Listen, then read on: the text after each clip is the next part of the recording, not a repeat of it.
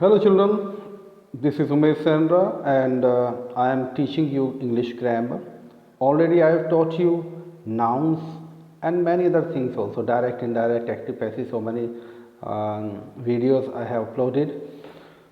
उन्हें आप देखिए and today I am going to teach you about pronoun. Pronoun क्या होते हैं इनकी स्टडी करते हैं.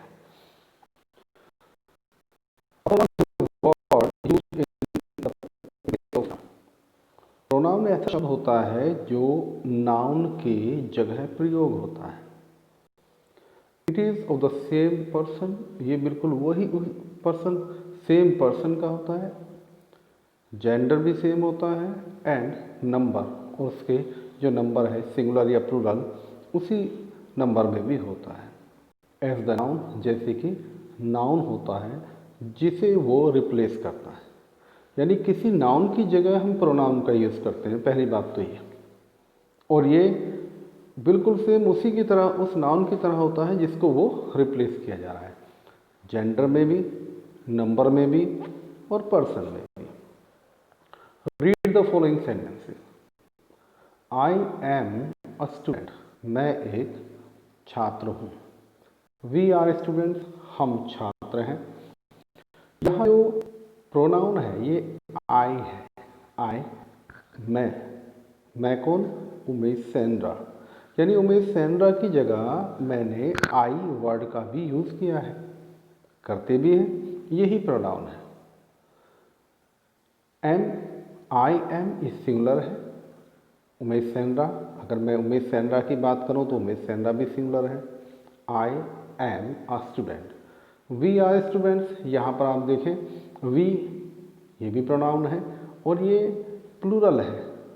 जो शो कर रहा है इसके साथ लगी हुई हेल्पिंग वर्ब भी प्लूरल के साथ यूज़ होने वाली हेल्पिंग वर्ब है. और स्टूडेंट्स यहाँ पर ये भी प्लूरल फॉर्म में है. You are a student. आप एक स्टूडेंट हैं. You are students. आप स्टूडेंट्स हैं. यानी ये सब जैसे कि पहले एक्सप्लेन किया है कि प्रोनाउन बिल्कुल सेम पर्सन, जेंडर और नंबर में यूज़ होता है. जैसे कि वो नाउन जिस नंबर या पर्सन में या नंबर्स जेंडर या पर्सन में होते हैं, बिल्कुल सेम उसी तरह का प्रोनाउन उसकी जगह यूज़ होता है. बात करते हैं काइंड्स ऑफ प्रोनाउंस. कितने तरह के प्रोनाउंस होते हैं बच्चों? 9 kinds of pronouns are there. 5 तरह के प्रोनाउन होते हैं. इस बात 9 तरह के, 9 काइंड्स. इस बात को भी ध्यान रखना. अगर आपसे कोई पूछता है कि भाई प्रोनाउन कितने तरह के होते हैं, तो आप अगर नंबर भी बता देंगे तो भी सामने वाले को संतुष्ट करने के लिए कुछ तो आंसर आपके पास होगा. 9 kinds pronounce are there.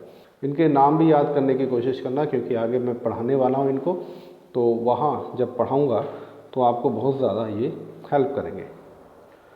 Personal pronouns, reflexive pronouns, interrogative pronouns, demonstrative pronouns, emphatic pronouns, distributive pronouns, indefinite pronouns, possessive pronouns and relative pronouns. ये 9 तरह के 9 kinds of pronouns are there. Let us study personal pronouns and relative pronouns in detail here. अब हम इन 9 तरह के जो pronounce में से 2 अभी हम स्टडी करेंगे इस लेक्चर में. Personal pronoun. A pronoun which stands for person or thing is called personal pronoun. Personal pronoun कौन से होते हैं? जो किसी व्यक्ति या किसी वस्तु को, विशेष वस्तु को क्या करते हैं के लिए यूज़ होते हैं, वो पर्सनल प्रोनाउन होते हैं. इस चार्ट को स्टडी करते हैं जो सामने दिया हुआ है.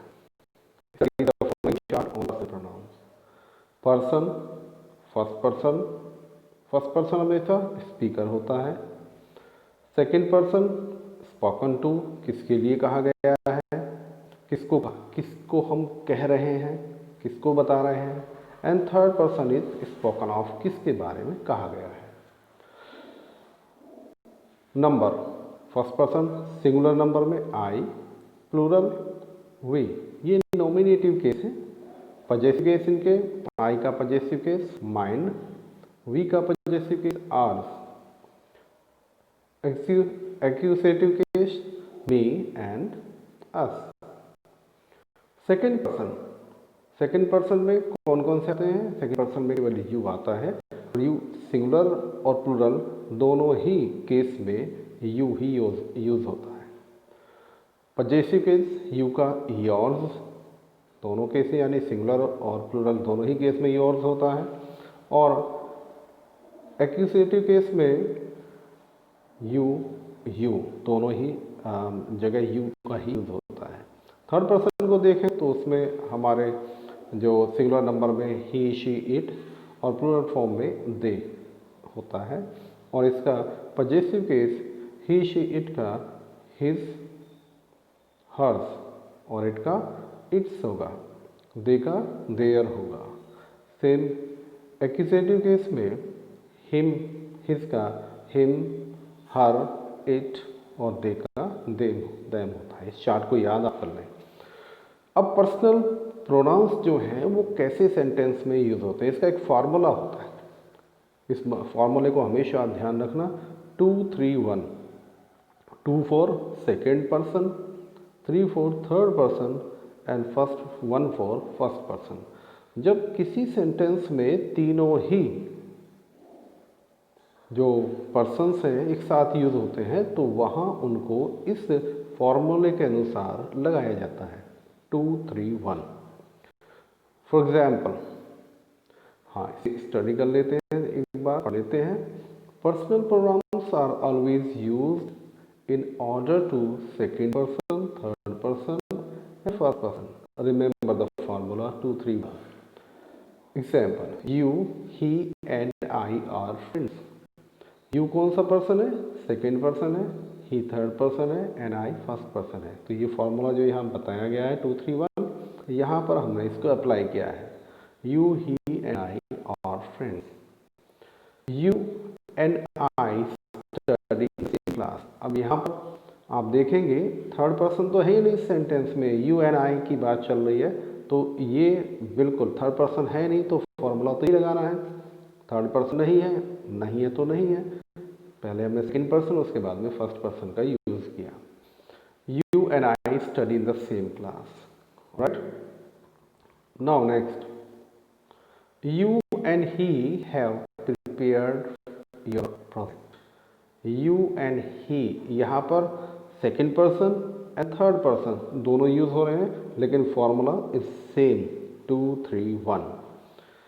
Where there are more than one personal pronoun, their cases, ऐसे सेंटेंस में जहाँ पर एक से ज़्यादा पर्सनल प्रोनाउन हो और उनके अलग अलग केसेस हों, जैसे nominative case, possessive case, objective case. ये जो है मस्ट है, उसी तरीके से आपको वहाँ भी रखना है। Example, this room is for you and me. This room is for you and me. Sentence में ये रूम तुम्हारे और मेरे लिए है। He and I went to see a movie. Formula इसमें भी सेम लगा हुआ है 2 3 1। Between and let are followed by objective case of nouns.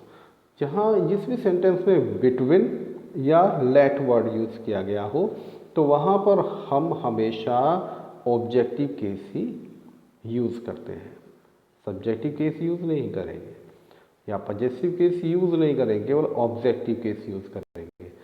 It is between you and मी। यहाँ पर यू भी ऑब्जेक्टिव केस है यू का, और आई का ऑब्जेक्टिव केस मी का यूज किया गया। Let him take rest. उसे आराम करने दो। लेट के बाद में ऑब्जेक्टिव केस ही का ऑब्जेक्टिव केस हिम लगा है। तो हमेशा ध्यान रखें बिटवीन एंड लेट हमेशा इनके बाद में इनके साथ ऑब्जेक्टिव केस ही आते हैं। अब बात करते हैं रिलेटिव प्रोनाउंस की। रिलेटिव प्रोनाउंस के बारे में हम पढ़ते हैं।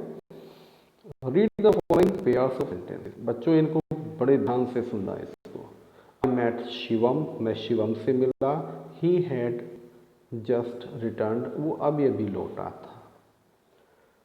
आई हैव फाउंड द पेन, मैंने एक पेन पाया। I had lost the pen, मैंने पेन खो दिया था। हियर इज़ द बुक, ये रही पुस्तक। You lent me the book, आपने ये पुस्तक मुझे उधार दी थी। Now the following sentences the above sentences have been combined. अब इन सेंटेंसेस को आप पढ़ें, क्योंकि ऊपर दिए जो दो सेंटेंसेस थे अलग अलग, उनको एक साथ जोड़ा गया है और इनको जोड़ने के लिए रिलेटिव प्रोनाउंस का यूज़ किया गया है। इसको हम पढ़ेंगे। आई मेट शिवम, मैं शिवम से मिला। हु हैड जस्ट अराइव्ड, जो अभी अभी आया था। अब यहाँ शिवम और हु दोनों वर्ड, इन पर ध्यान देने की बात है। हु क्या है? रिलेटिव प्रोनाउंस, और रिलेटिव प्रोनाउंस जिसके लिए यूज होता है उसे कहते हैं एंटीसीडेंट। एंटीसीडेंट उसे बोलते हैं। तो यहाँ शिवम क्या है? एंटीसीडेंट है, और हु ये रिलेटिव प्रोनाउंस है।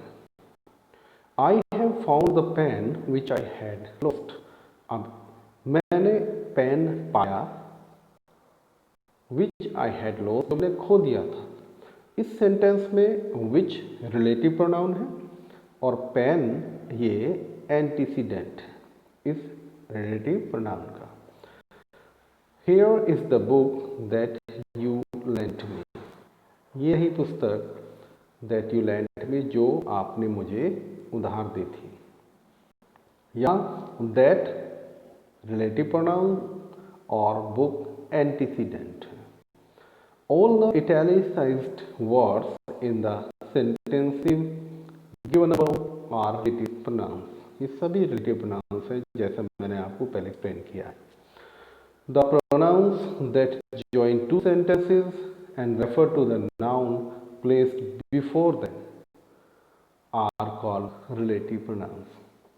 वो pronoun जो दो sentences को जोड़ते हैं और वो अपने से पहले जो नाउन है उसको रेफर करते हैं, वो रिलेटिव प्रोनाउंस कहे जाते हैं। और ये वो नाउन जो से पहले यूज़ होता है वो एंटीसीडेंट कहा जाता है। यूज़ ऑफ रिलेटिव प्रोनाउंस, आप रिलेटिव प्रोनाउंस को यूज़ कैसे करेंगे ये भी आपको पता होना चाहिए। मैंने कहा था ना, बारीकियों का पता होगा तो आप अच्छी से इंग्लिश लिख भी पाएंगे। कोई भी लैंग्वेज, किसी भी लैंग्वेज की ग्रामर का आपको बारीकी से पता होगा तो लिख पाएंगे और फिर बोल भी पाएंगे। तो यहाँ हम रिलेटिव प्रोनाउंस को यूज़ कैसे करें ये भी सीख लें। और relative pronouns always agree with it antecedent in numbers and case. हमेशा रिलेटिव प्रोनाउन वो अपने एंटीसीडेंट यानी जिसके लिए वो यूज़ किया गया है उसको एग्री करता है, नंबर में भी और केस में भी। यानी कौन से केस का है, पजेसिव केस है या ऑब्जेक्टिव केस है, एग्जीक्यूटिव केस है, वो कौन सा है वो उसको बिल्कुल एकदम एग्री करता है। It is he who is to blame, it is he, ये वही है, ये वो है, हु इज़ टू ब्लेम, जिसको ब्लेम किया गया है। इट इज़ आई, ये मैं हूँ, हु एम टू ब्लेम, जिसे ब्लेम किया गया है।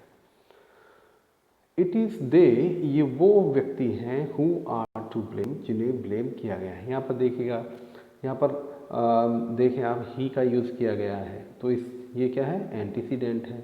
इसके साथ हु का यूज़ किया गया है और हेल्पिंग वर्ब इज लगाई गई है। यानी यहाँ पर हु एकदम सिंगुलर और सब्जेक्ट की तरह काम कर रहा है, क्योंकि सिंगुलर सब्जेक्ट के साथ ही इज लगता है। यहाँ पर आई एंटीसीडेंट है और हु बिल्कुल आई की तरह ही यूज़ होकर के एम लगा हुआ है इसके बाद में, और यहाँ पर देख प्लूरल है और हु के बाद में आर लगा हुआ है। तो इससे हम समझ सकते हैं कि बिल्कुल जो आपका रिलेटिव प्रोनाउन है वो उसके एंटीसीडेंट की तरह ही होता है, नंबर्स में भी, केस में भी। Our relative pronoun should be placed as near to its antecedent as possible. बच्चों एक बात ध्यान आप करना, जितने भी रिलेटिव प्रोनाउंस आप यूज़ करते हैं वो उनके एंटीसीडेंट के बिल्कुल करीब होना चाहिए, वरना सेंटेंस का मीनिंग ही कुछ और हो जाता है, चेंज हो जाता है। इस बात का हमेशा ध्यान रखना। Example, the man who met us in the mall is my uncle. वो व्यक्ति जो हमें मॉल में मिले थे वो मेरे अंकल हैं। She is the girl whom Suresh is going to marry. ये वही लड़की है जिससे सुरेश शादी करने जा रहा है। God helps those who help themselves. भगवान उनकी मदद करते हैं जो खुद की मदद करने में सक्षम होते हैं, जो खुद की मदद करते हैं। Who and whom are used for human being। whom, who और whom ये ह्यूमन बीइंग के लिए यूज होते हैं। whose is used both human and non human. और whose जो वर्ड है ये दोनों के लिए प्रयोग होता है, ह्यूमन के लिए भी और नॉन ह्यूमन के लिए भी। who is used as a subject, और who हमेशा एज ए सब्जेक्ट यूज होता है, that is as a nominative case, जिसे हम नॉमिनेटिव केस भी बोलते हैं, क्योंकि नॉमिनेटिव केस हमेशा सब्जेक्ट में यूज होता है। आई, मी, माई, माइन, इसमें आई जो है वो क्या है, नॉमिनेटिव केस है, और हु हमेशा सब्जेक्ट की तरह यूज होता है। whom is used as an object, और whom हमेशा ऑब्जेक्ट की तरह यूज होता है, that is as an objective और एक्यूजेटिव केस। ये हमेशा ऑब्जेक्टिव या एक्यूजेटिव केस की तरह यूज होता है। whose is used as a possessive case, और whose हमेशा पॉजेसिव केस की तरह यूज होता है, that is shows belongings, possessions और रिलेशंस। जो क्या करता है, शो करता है belongings, possessions and relation. Who हमेशा सब्जेक्ट की तरह यूज होगा, whom हमेशा ऑब्जेक्ट की तरह यूज होगा, एंड whose हमेशा पॉजेसिव केस की तरह यूज होगा। और who and whom human beings के लिए यूज होंगे, जबकि whose दोनों के लिए यूज हो सकता है, human beings and non human beings. Example, the boy who stood first in the class is my brother, nominative case. The boy whom I owed 100 rupees is Maninder, और accusative case, and a man whose wife is dead is called widower, this is possessive case. Which is used for non humans, which जो है वो non humans के लिए use होता है। the dog, which, dog के बाद में which का, क्योंकि ये नॉन ह्यूमन है। अगर यहाँ पर इस डॉग की जगह ह्यूमन होता तो who का यूज होता है। the dog which barked at a stranger did not bite him। the dog, वो कुत्ता which barked at the stranger, जो अजनबियों पर भौंकता है, did not bite him, उसने उसको नहीं काटा। he is riding the horse, वो एक घुड़सवारी कर रहा था, घोड़े की सवारी कर रहा था। the owner of which is my neighbor, जिसका ओनर मेरा पड़ोसी है, यानी उस घोड़े का जो नेबर है वो मेरा पड़ोसी है। That is used for both human and non human. That जो रिलेटिव प्रोनाउन इसका यूज ह्यूमंस और नॉन ह्यूमंस दोनों के लिए यूज होता है, but it is used in restrictive, it's use is restrictive, लेकिन फिर भी हम इसको रेस्ट्रिक्ट करते हैं, इसको यूज कम करते हैं। It can not always replace who और विच, ये ऐसा नहीं है कि हमेशा ये हु और विच को रिप्लेस कर देगा, इसको हम कम ही यूज करते हैं। That is generally used for superlatives. Superlative degree में हमेशा दैट का ही यूज होता है। Where is the biggest fish that we caught, where is the biggest fish, वो सबसे बड़ी मछली कहाँ है जो हमने पकड़ी। That this is the most ridiculous movie that I ever seen, कि हम ये सबसे रेडिकुलस मूवी है जो आज तक मैंने देखी है। तो सुपरलेटिव डिग्री में हमेशा दैट का ही यूज होता है। That is also used after all, everything, everyone, nobody, none, nothing, much, little, etcetera, इन सबके बाद में दैट का ही यूज होता है। This is all that I purchase, ये यही सब कुछ है जो मेरे पास है। दिट इज ऑल के बाद में हमेशा दैट का यूज है। सी रिजेक्टेड एवरीथिंग, एवरीथिंग के बाद में भी दैट का भी यूज हो रहा है।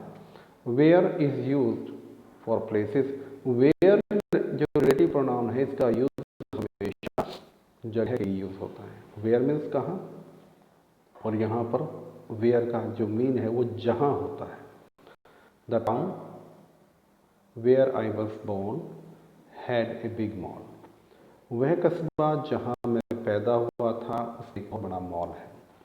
This is the garden where roses of all colours are ground, ये वही गार्डन है जहाँ सभी कलर्स के रोजेज पैदा होते हैं।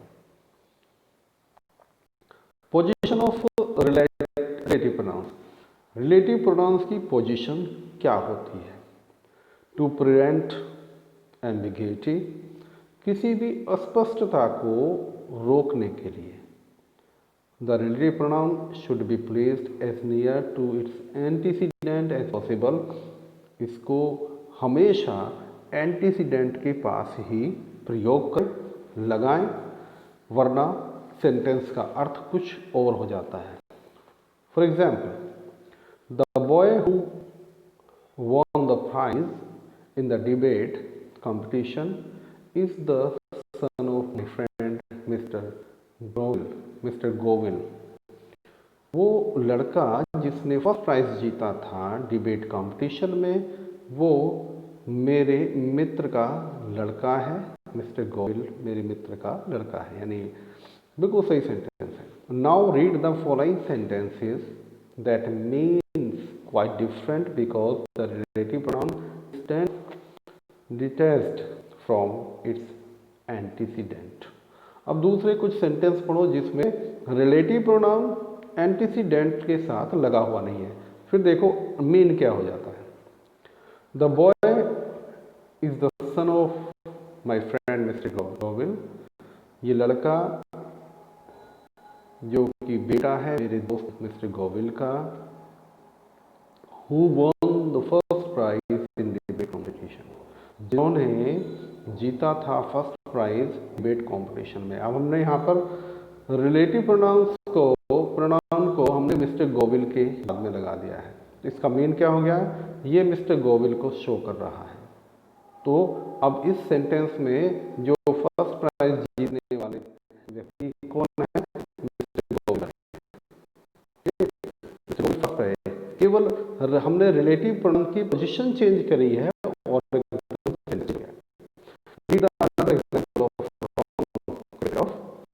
Placement of relative pronoun.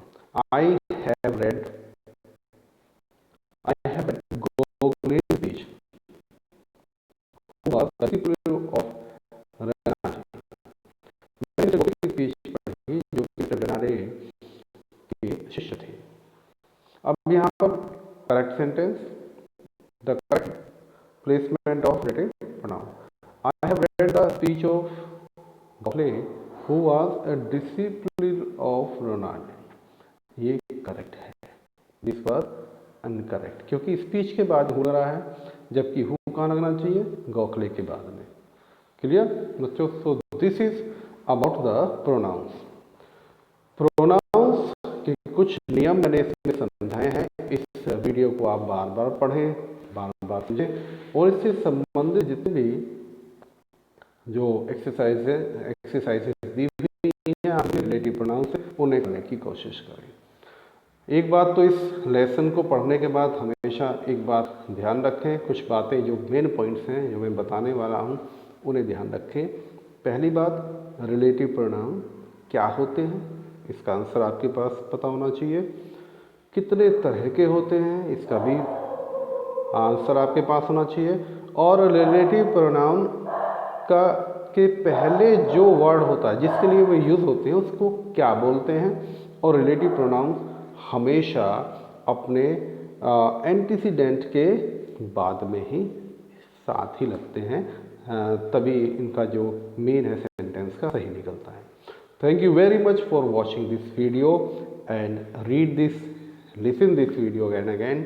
अगर आपने चैनल सब्सक्राइब नहीं किया है तो मन बन रहा है तो सब्सक्राइब कर लें, वीडियो को लाइक भी करें और कमेंट बॉक्स में अपने कमेंट भी लिखें ताकि हम और अच्छी वीडियोस बना सकें समझाने के लिए आपको इंग्लिश ग्रामर या किसी और टॉपिक को. Thank you very much again. I will be back after some time with a new topic, with a new video. Thank you.